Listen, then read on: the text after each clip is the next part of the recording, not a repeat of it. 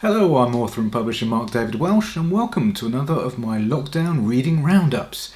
And today you better listen up, you mugs, because it's another hard-boiled edition, and I'll be discussing another quartet of noir crime novels.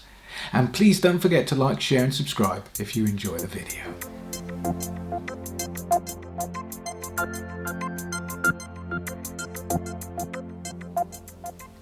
Now we're going to kick off this hard-boiled roundup with some old friends. Author Walter Mosley and his private detective Easy Rawlins, and the 11th novel in the series, Blonde Faith, which came out in 2009.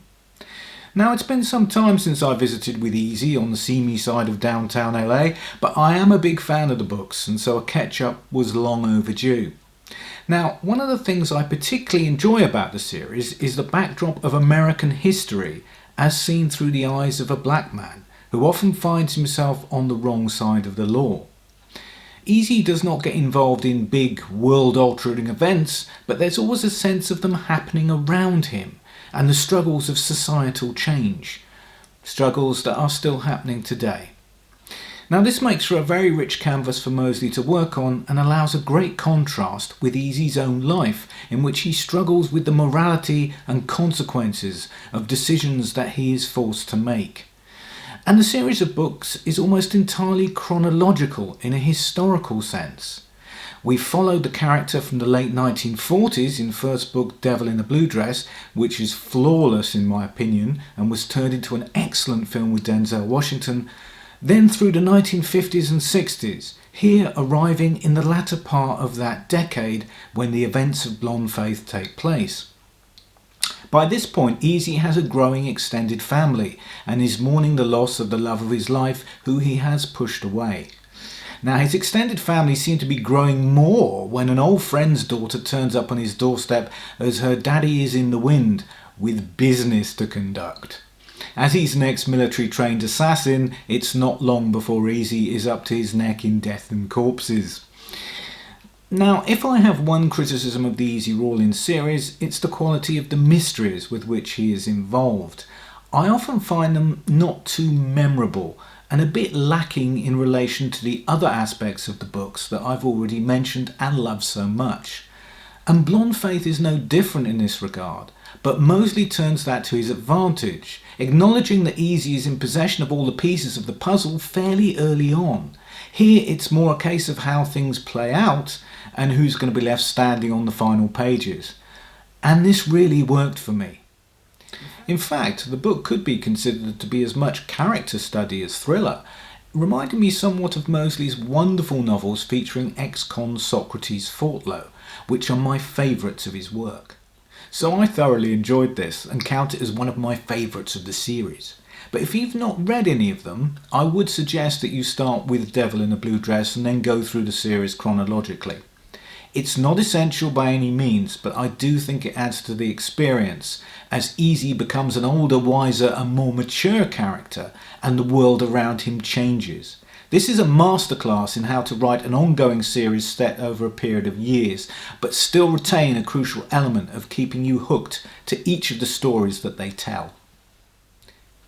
And now, having praised Mosley to the rooftops, I'm going to strike a far less positive note and slip in another of his novels, which doesn't really belong in this hardboiled roundup at all. Inside a Silver Box was published in 2015 and is the story of a small-time black criminal and rapist who kills a rich white girl in Central Park. Only the two are then resurrected by godlike entity the Silver Box in order to combat an invading alien race who had created the box in the first place. Now obviously I applaud Mosley for his versatility, and I have enjoyed many of his non-crime projects. R.L.'s Dream, for instance, is absolutely fantastic. But I'm sorry to say I can't really get on board with his science fiction.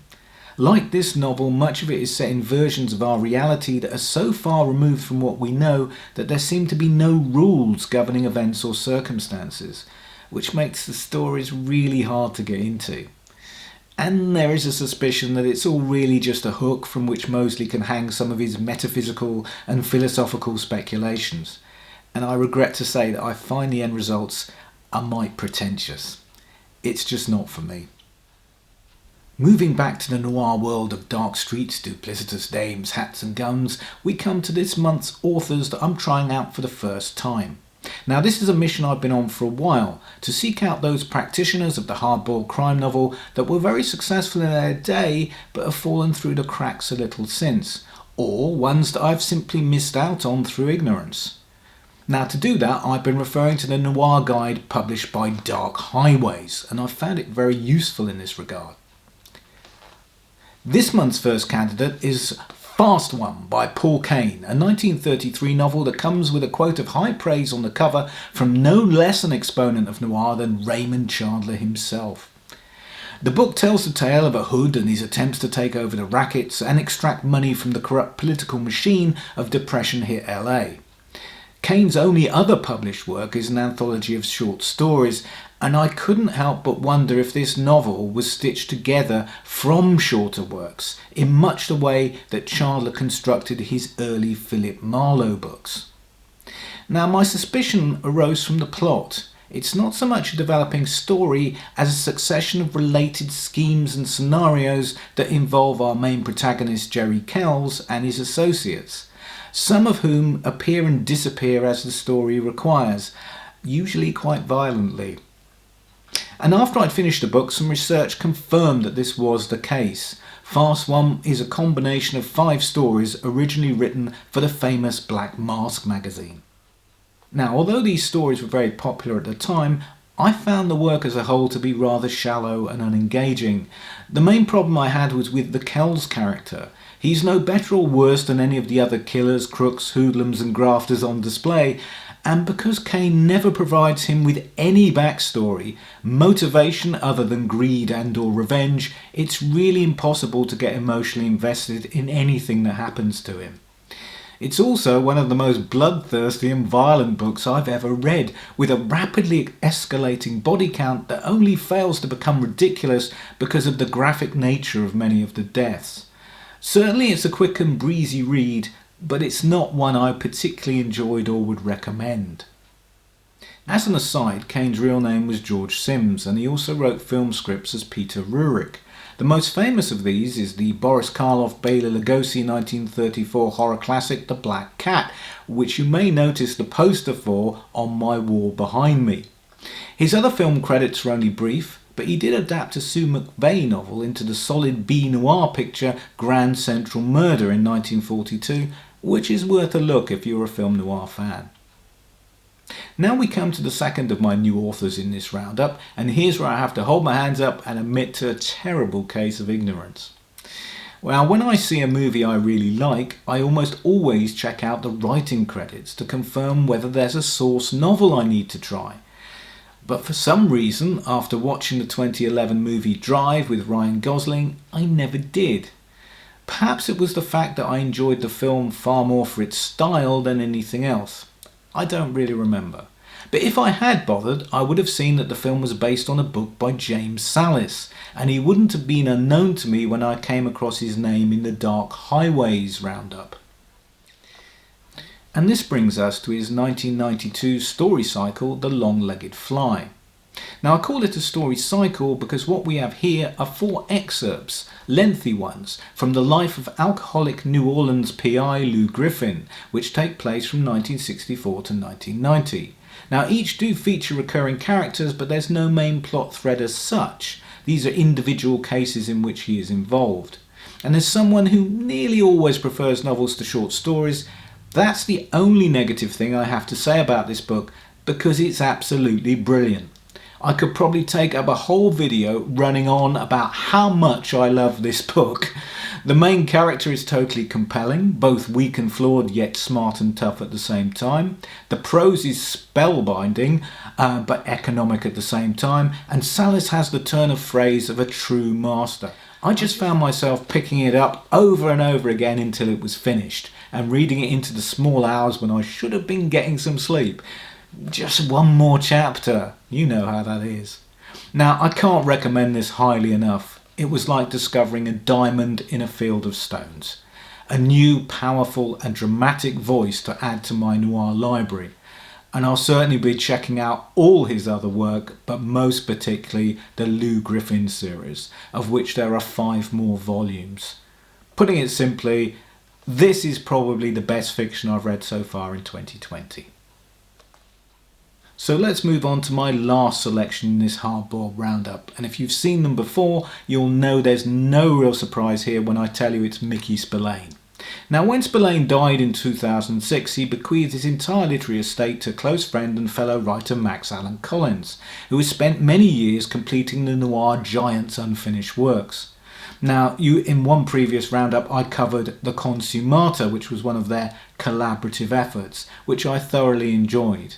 But before Spillane's death, Collins had already taken on the task of anthologizing all of the great man's more obscure stories. And this brings us to Together We Kill, which came out in 2001 and boasts the brilliant subtitle of The Uncollected Stories of Mickey Spillane. So I was really pumped to get hold of a copy of this and 200 pages of his work that I'd never read before. Only I was to be a little disappointed. Now, for a start, of the 8 pieces here, 2 are very brief and inconsequential slices of autobiography, and 2 of the stories were published in the UK as the 1960s paperback called The Flyer, which I've already featured in a previous roundup. Of the 4 stories that remain, the most substantial in terms of length is The Veiled Woman, and that wasn't even written by Spillane. Now, this is a subject of a little bit of controversy, but it appears likely that this was actually the work of Howard Brown, who was editor of Fantastic magazine in the 1950s. He'd commissioned Spillane to write a science fiction story, and Spillane had provided an outline but never delivered the final article. Now, the magazine was new and a number of copies had been pre-sold on Spillane's name alone, so Brown wrote a quick pastiche based around Spillane's outline in his signature style.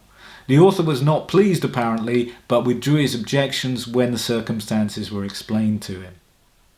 So after all that, we're left with 3 stories filling about 50 pages. And one of these, The Night I Died, is the work of Collins, who fleshed out an unproduced Mike Hammer radio script that Spillane had discarded. Of the 2 original Spillane stories, solely written by him, I particularly enjoyed the title tale about a parachutist behind the lines in World War II, but obviously this volume is really for Spillane completists only and was a bit of a disappointment.